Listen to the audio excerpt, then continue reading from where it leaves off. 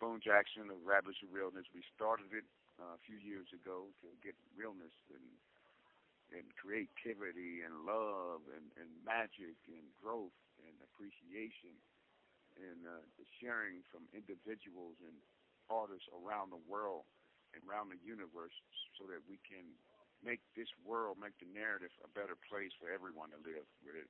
No discrimination. I know it's a utopia, but we want no discrimination and no people being hurt just because they're not in power. But words and art and music can lead people to a place that is filled with love. And this is Spoon Jackson, and we have Sarah Marie Bartorio, and we have Mariah Schwartz, and we have the rabbit hole full of incredibly talented people.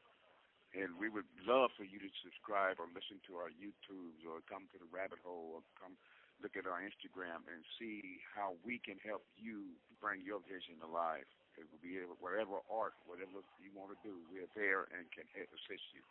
This is Spoon Jackson, and this is my piece that I'm writing to introduce myself.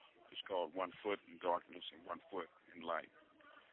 Over the years, I have pondered how intoxicating would have been to come across some liquid or pills that would do the deed in an instant and in harmony with my nature.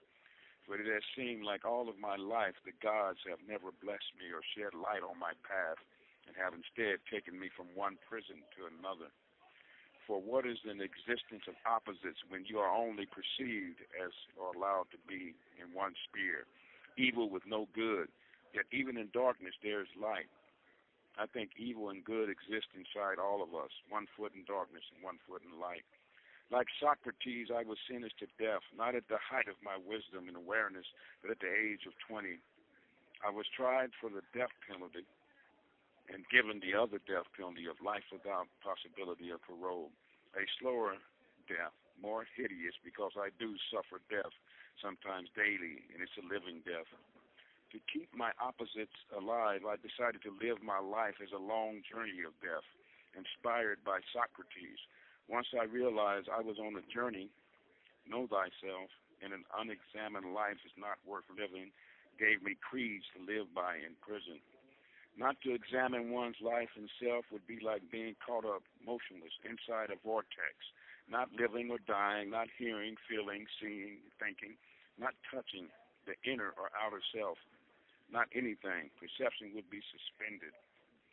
I live inside my journey in philosophy as a poet, writer, and create my freedom through transcending not only physical walls, but also the walls of hatred and judgment, social, racial, and injustice walls that herd black men to slaughterhouses like cattle that don't know until too late they will be shot in the head. I spend my time lost in the mine of memories, moving up and down high rocky cliffs on legs that dance on stone. Something is happening to me, and what is it? A story, a play, a poem? I know I must write, and topics are endless, yet something's making me not know where to begin. I am not burnt out on writing because I am what I write, and I'm not what I write. This moment, I am nothing. I am the chopped-off tail of a lizard. I am the Amazon River with many tributaries, a paradox, a horde of contradiction. One moment awakened and the next not existing.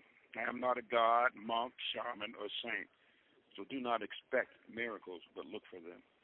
I do not know why I'm on this planet as opposed to another. No one else does either, although many have boasted as much, speculating they know to the stars in the ground below. One moment I'm a proud lion. One moment I'm so full of myself I must stick a pin in my ego to set it free.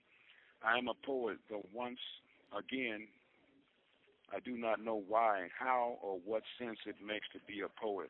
A bard in this land and time of plastic and metal, in these days of little visions and unimaginative dreams, where the kiss of wonder and awe sits on the windowsill like a lone pigeon. In the past, when my visions waned, I still wrote poems. There is no such thing as a writer's block because the heart, spirit, and soul are always singing, even on muddy days. Perhaps it is my age. Why write anything when it goes nowhere? Even in my letter writing, it seems I write, and yet nobody hears.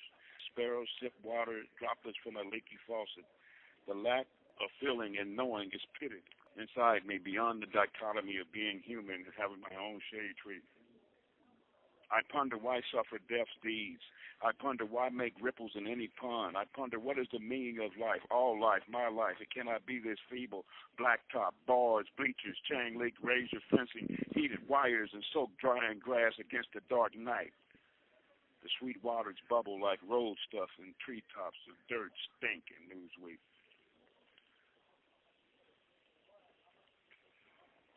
Still there? Mm-hmm. Thank you so much, Spoon. I thought you heard that before. You haven't?